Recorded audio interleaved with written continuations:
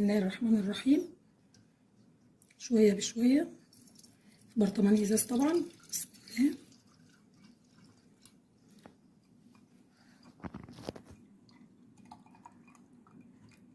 انا مش عايزة برضه انزل فيها الحاجات اللي بتبقى تحت دي.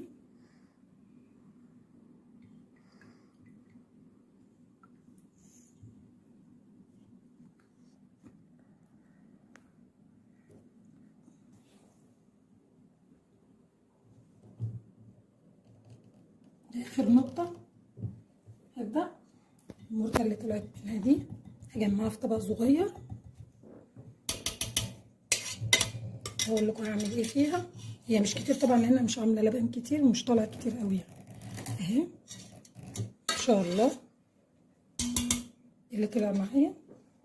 انا طبعا بسويها قوي عشان ما تعفنش معايا، تبقى برضو ايه